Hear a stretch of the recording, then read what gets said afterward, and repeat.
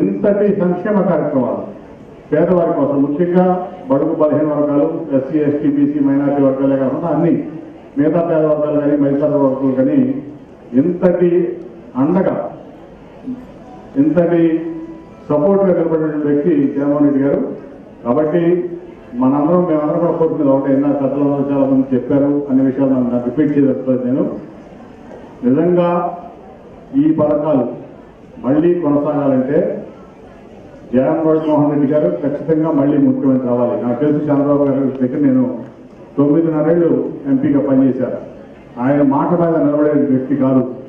ఇప్పుడు మొన్న ఈ మధ్య బాబు షూరిటీ భవిష్యత్ గ్యారెంటీ అని కొన్ని ఇది తీసుకొచ్చారు మినీ మేనిఫెస్టో టైప్లో.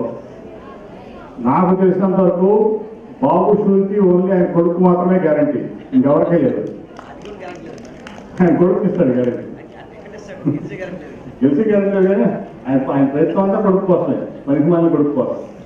ఇప్పుడు నేను చూసే ఉంటాను, తెలుగుదేశం పార్టీ ఒక దీంతో వచ్చింది బాబు షూరిటీ భవిష్యత్తు గ్యారెంటీ అని.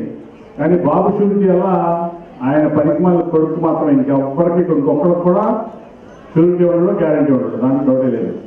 కాబట్టి మనందరం కూడా జగన్మోహన్ రెడ్డి గారిని సపోర్ట్ చేయాలి. ఖచ్చితంగా ఆయన మళ్ళీ ముఖ్యమంత్రిగా చేసుకుంటేనే ఆయన చెప్పిన మాట ఎంతైనా సరే ఎంత దూరమైన దాన్ని నిలబెట్టుకుంటాడు. గత కొద్ది రోజులుగా మన స్థానిక ఎంపీ కొంచెం మతి భ్రమించి ఇష్టం వచ్చినట్టు మాట్లాడుతున్నారు. వారికి ఓటమి భయం పట్టుకుంది. నిజంగా గుర్తుంచుకోనని నిన్నింత వాడిని చేసిన చంద్రబాబు నాయుడు గారి మీద విశ్వాసం లేకుండా ఉన్నావు. సైకోలన్నీ ఒక సైకో పార్టీ చెంతకు చేరినాయి. కాబట్టి మీరందరూ ఏమి చేసినా రాష్ట్ర ప్రజలు ఇవాళ చంద్రబాబు నాయుడు గారిని ముఖ్యమంత్రిని చెయ్యాలని ఎంతో ఆతృతతో ఎదురు చూస్తున్నారు. అంతేకాకుండా ఆశ్చర్యకరమైన రీతిలో పులివెందుల్లో కూడా జగన్ ఓడిపోబోతున్నారు. నువ్వు గుర్తుంచుకో, నువ్వు 3 లక్షలతో ఓడిపోతున్నావు. అందరికన్నా నీకే ముందు తెలుసు. నువ్వు అనుకున్నది నీ ద్వారా మళ్ళీ నువ్వు ఎదురుగా ఇది చేయటం నీకు అలవాటు. పోయినసారి పీఆర్పీలో కూడా చేశావు. నువ్వు ప్రజలు మా తెలుగుదేశం పక్షాన ఉన్నారు, ఘన విజయం సాధించబోతున్నారు.